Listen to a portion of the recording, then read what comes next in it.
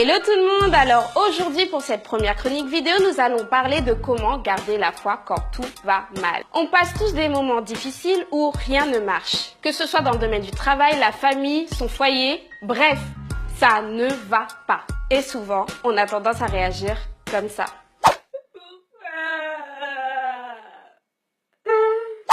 Ouais. Pour éviter ce genre de situation, je vais vous donner 3 points essentiels qui pourraient vous aider à surmonter ces épreuves. Mais avant de répondre à cette question, il faut définir ce qu'est la foi. Selon Hébreux 11, la foi est une ferme assurance des choses que l'on espère, une démonstration de celles qu'on ne voit pas. Elle est donc l'attitude de l'homme qui tient pour vrai des réalités qui sont pour le moment invisibles ou incontrôlables. Ok, premier point.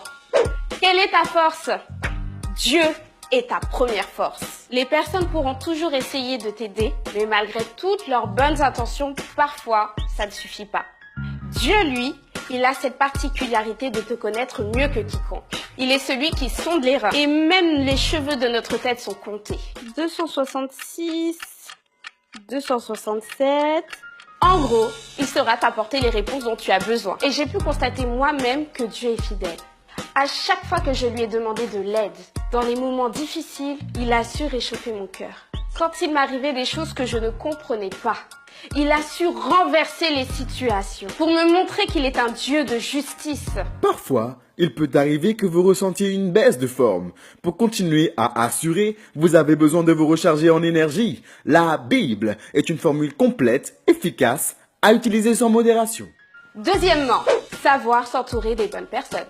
Ouais, bon, ça je pense que tout le monde le sait, c'est important. Et justement, cette période de turbulence dans ta vie te permettra de faire un premier tri. Mais attention, tout ce qui reste ne sont pas forcément fiables. Bien sûr, il ne s'agit pas de se séparer de tout le monde, mais plutôt de savoir se fixer des limites. Donc, il faudra éviter de se confier à n'importe qui et savoir déterminer ceux qui sauront te faire avancer. Ça peut être un ami, un collègue, un camarade de classe ou une simple connaissance qui a déjà vécu ce que tu vis actuellement. Troisièmement, arrête de te lamenter et poursuis tes rêves. Ok, maintenant c'est à toi de jouer. Avant cette période, tu avais sûrement des objectifs, des projets ou des rêves. Et laisse-moi te dire que ce n'est pas le moment de les abandonner. Si tu es tombé, ça peut te faire mal, mais ce n'est pas une raison pour rester par terre. C'est comme quand tu apprends à faire du vélo. Ça fait partie de ton apprentissage. En vérité, laisse-moi te dire que la chute, ce n'est pas un échec. L'échec, c'est de rester là où tu es tombé et de ne plus pouvoir se relever. C'est pourquoi la Bible dit dans le livre des Proverbes que le juste tombera 7 fois, mais à chaque fois, il se relèvera. Car le malheur attend souvent le juste, mais l'Éternel l'en délivre toujours. Voilà, c'est fini pour aujourd'hui. Si tu as aimé cette vidéo, n'hésite pas à nous suivre en partageant auprès de tes amis. Et n'oublie pas, la seule manière de chasser l'obscurité de ta vie, c'est d'allumer la lumière.